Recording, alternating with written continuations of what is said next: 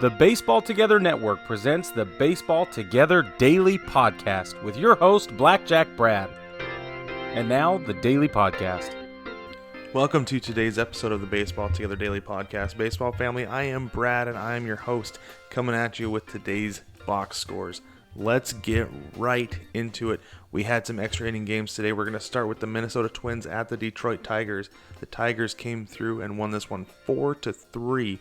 We had Gregory Soto, who pitched 2 innings and gave up 1 hit, struck out 2 with the win for the Tigers. And then Hansel Robles pitched .2 innings, and by that I mean 2/3, of course. 1 hit, 1 run, 1 K.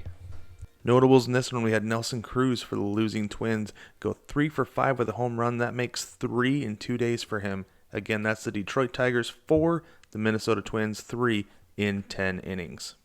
In Washington, the Nationals finally got to open up their season against the Atlanta Braves and walked off, won 6-5 with a walk-off hit by Juan Soto.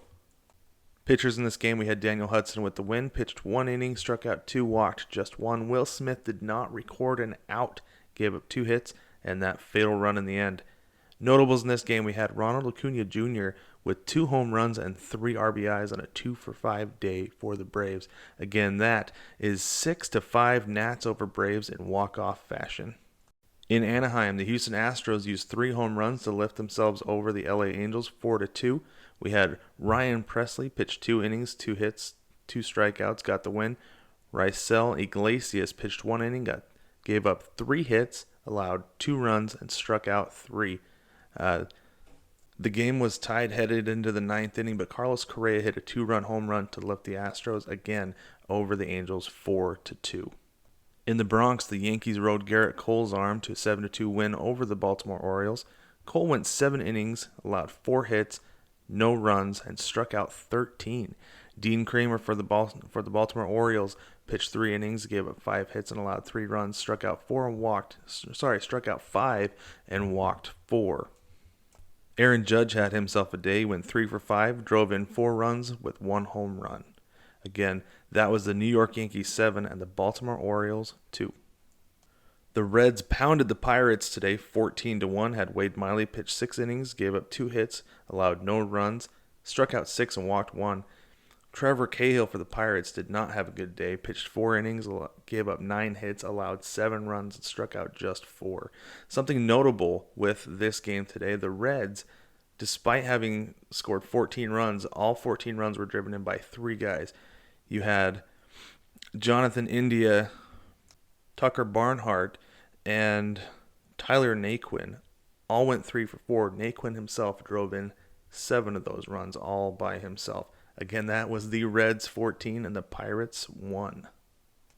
Down in Miami, the St. Louis Cardinals used 3 runs in the 6th inning to take the lead over the Miami Marlins and ended up winning that game 4-2. We had Ryan Helsley with the win, pitched 1.1 innings, gave up 2 hits, just 1 run, struck out 1 and walked 2. Sandy Alcantara for the Marlins went deeper into the game. He pitched 6 innings, gave up 4 hits, allowed 3 runs, 2 of those earned, struck out 10 and walked just 1. Alex Reyes for the Cardinals got the save.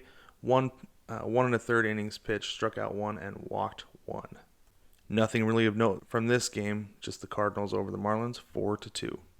The Mets got their first win of the season in a wild one in Philadelphia. Beat the Phillies 8-4 today. Marcus Stroman on the bump, pitched 6 innings, gave up 3 hits, allowed 1 run, struck out 3 and walked 2. Chase Anderson for the Phillies took the loss, pitched 5 innings, gave up 2 hits, 2 runs, struck out 3 and walked 2.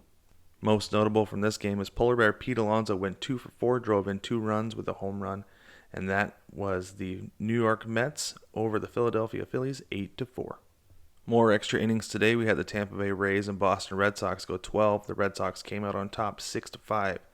We had Phillips Valdez was the winning pitcher, pitched 1 inning, gave up 1 run. Ryan Thompson was the losing pitcher, pitched 1 inning, 1 hit, 2 runs, only 1 of those earned. This was a walk-off win by the Red Sox. J.D. Martinez hit a 2-run double in the bottom of the 12th inning to end that game.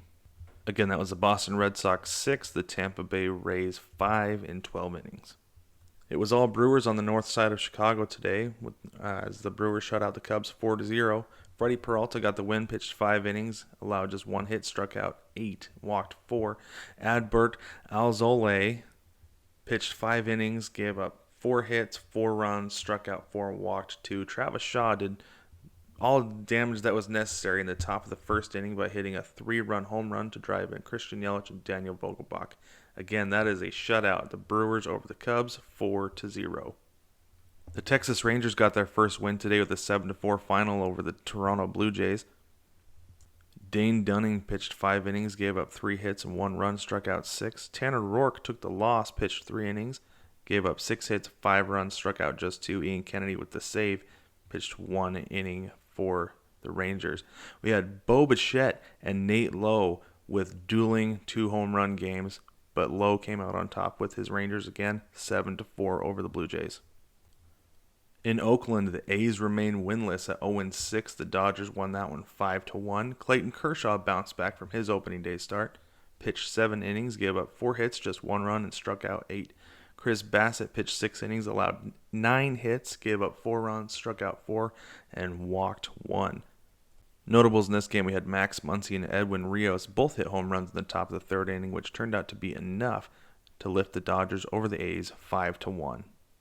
Down in San Diego, the Padres beat the Giants 3-1. We had Keon Kela pitched 1 inning, struck out 2 with the win. Matt Whistler pitched 1/3 of an inning, gave up 1 hit, and allowed 2 runs and walked just 1. Mark Melancon for the Padres pitched 1 inning, struck out 1 for the save. The difference in this game was a Victor Caratini home run in the bottom of the 7th inning to right field to drive in Ha-Seong Kim. And again, that is the San Diego Padres over the San Francisco Giants, 3-1 in San Diego. The Chicago White Sox put a beating on the Seattle Mariners in Seattle today. The White Sox won that game 10-4. Lucas Giolito took the win with that one. He pitched 5 1/3, allowed 4 hits, gave up 3 runs, but struck out 10 and walked just 1.